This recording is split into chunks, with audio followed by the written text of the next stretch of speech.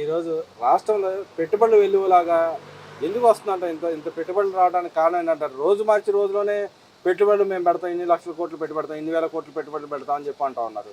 నిజంగానే నిరుద్యోగ సమస్య అనేది ఈ గవర్నమెంట్ తీర్చే అవకాశం ఎంత మాత్రం ఉందంటావు ఇక్కడ? 100కి 100% నిరుద్యోగ సమస్య తీరాలంటే ఈ కూటమి ప్రభుత్వంలో చంద్రబాబు నాయుడు ముఖ్యమంత్రిగా ఉన్న కనుకనే ఈ పెట్టుబడులు వస్తున్నాయని చెప్పేసి కూడా మరి చెప్పక తప్పదు. ఎన్నికల మేనిఫెస్టోలో 20 లక్షల ఉద్యోగాలు ఇస్తానని చెప్పి మరి మా ముఖ్యమంత్రిగా ఉన్నటువంటి చంద్రబాబు నాయుడు గారు కానీ, లోకేష్ బాబు గారు, కూటమిలో ఉన్నటువంటి పవన్ కళ్యాణ్ గారు, బీజేపీ పెద్దలు కూడా చెప్పున్నారు. దీంట్లో గతంలో 5 ఏళ్ళలో పరిశ్రమలన్నీ పారిపోయాయి.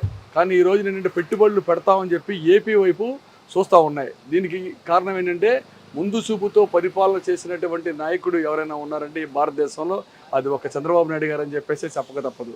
దాంట్లో భాగంగా పూర్తి స్థాయిలో ఐటీ మంత్రిగా ఉన్నటువంటి మా లోకేష్ బాబు గారు పరిశ్రమల కోసం నిరంతరం శ్రమిస్తూ కేంద్ర ప్రభుత్వంతో మాట్లాడుతూ, అలానే విదేశాల్లో ఉన్నటువంటి వాళ్ళతో కూడా మాట్లాడుతూ అనేకమైనటువంటి పరిశ్రమలు తీసుకురావాలి, తద్వారా నిరుద్యోగ సమస్య పరిష్కారం కావాలి అని చెప్పేసి ప్రయత్నం చేస్తున్నటువంటి లోకేష్ బాబు గారు నిరంతరం శ్రమిస్తున్నారు.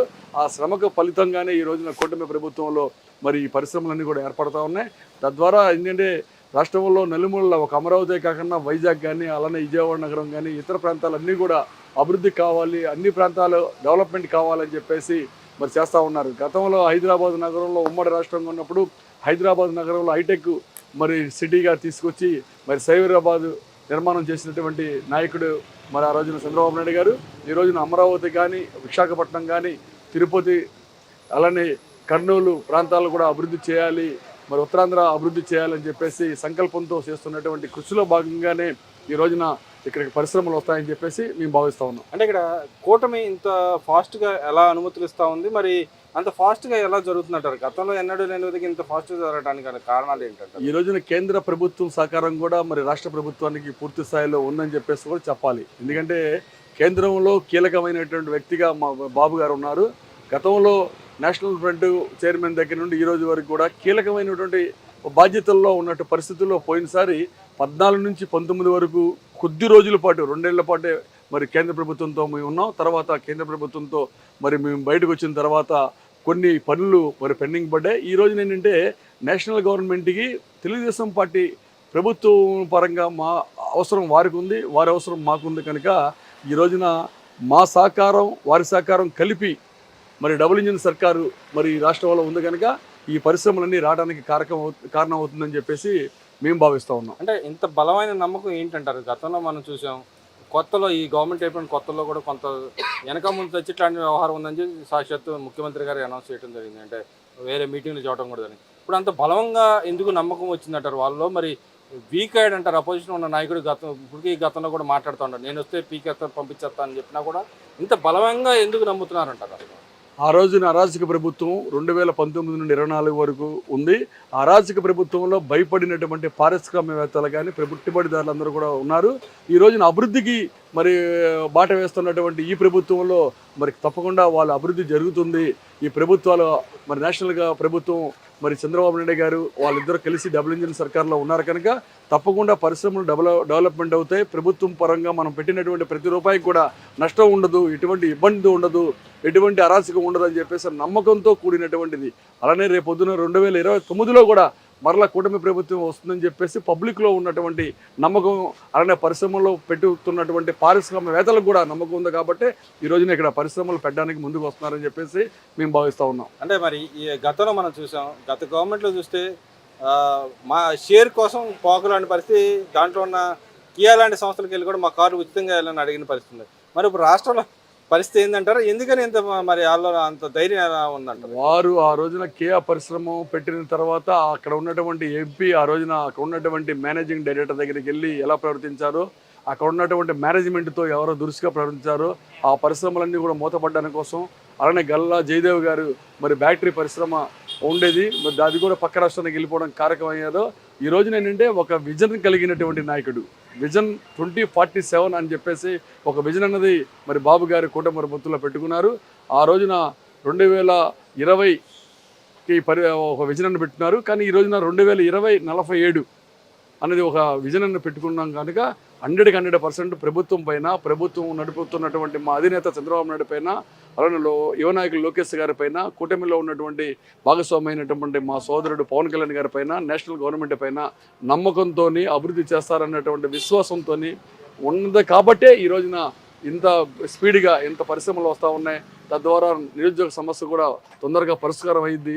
రేపు రాబోయే రోజుల్లో మేము ఇచ్చినటువంటి 20 లక్షల ఉద్యోగాలు కూడా అతి తొందరలో 5 ఏళ్ళలో కాకుండా రేపు 27-28కే పూర్తవుతుందని చెప్పేసి కూడా మేము ఆశాభావం వ్యక్తం చేస్తూ ఉన్నాం. మరి అదేవిధంగా చూసుకుంటే ఇవాళ దేశంలో మన 5 రాష్ట్రాల ఎన్నిక జరిగిన దాంట్లో భాగంగా తమిళనాడు రాష్ట్రానికి సంబంధించిన అంశంలో కూడా వైసీపీ నాయకులు అంబటి రాంబాబు లాంటి వ్యక్తి మాట్లాడుతూ ఉన్నాడు. పక్క రాష్ట్రంలో కూటమి నాయకుడిగా వెళ్ళి చంద్రబాబు నాయుడు వెళ్ళి అక్కడ ప్రచారం చేశాడు, ఓడిపోయాడు, అక్కడ కూటమి గెలిపించుకోపోయాడు. అదే ఓటమి ఈ రాష్ట్రంలో కూడా నాంది అని చెప్పి మాట్లాడతాడు. నిజంగానే ఆ నాంది పలికారు అక్కడ రాష్ట్రంలో జరిగిన దానికి మన రాష్ట్రంలో ప్రజలు నాంది పలుకుతారంటారా? వీళ్ళు రోజా మరి డిఎంకే స్టాలిన్ గారి దగ్గరికి వెళ్ళి ప్రచారం చేశారు. ఈ రోజున ఎలా ఓడిపోయారో, ఈరోజు ఎన్నికల ముందు ఒక పార్టీ విజయ్ అతనికి వీళ్ళు ఎన్నికల్లో ప్రత్యక్షంగా ప్రచారం చేయాలి.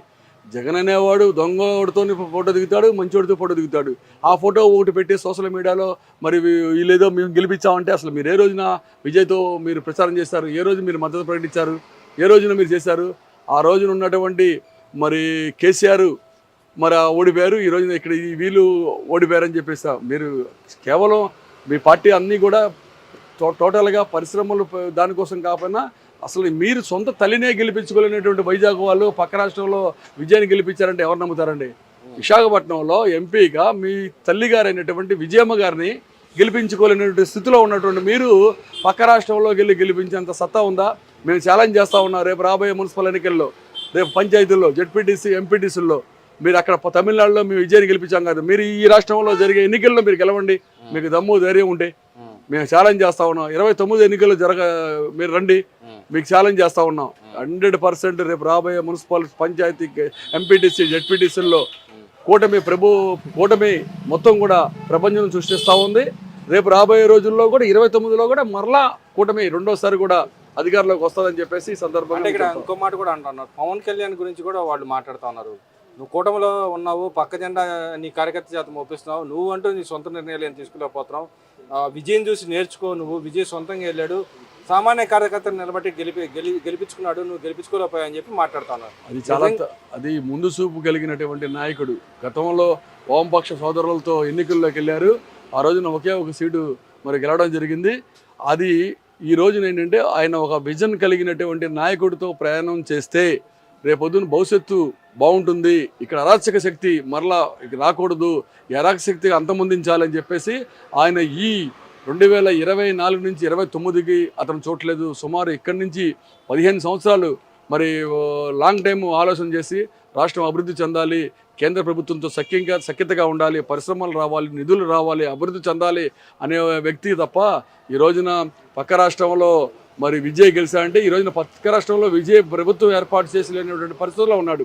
ఈ రోజున ఏంటంటే ఆ రోజున ఒక సీటు గెలిచారు, కానీ ఈ రోజున 21 సీటు గెలిచారు. రేపు రాబోయే రోజుల్లో కూటమిలో సర్దుబాటులో అనేకమైనటువంటి విధాల వాళ్ళ కార్యకర్తలకు కానీ వాళ్ళ నాయకులకు కానీ అవకాశం వస్తుంది.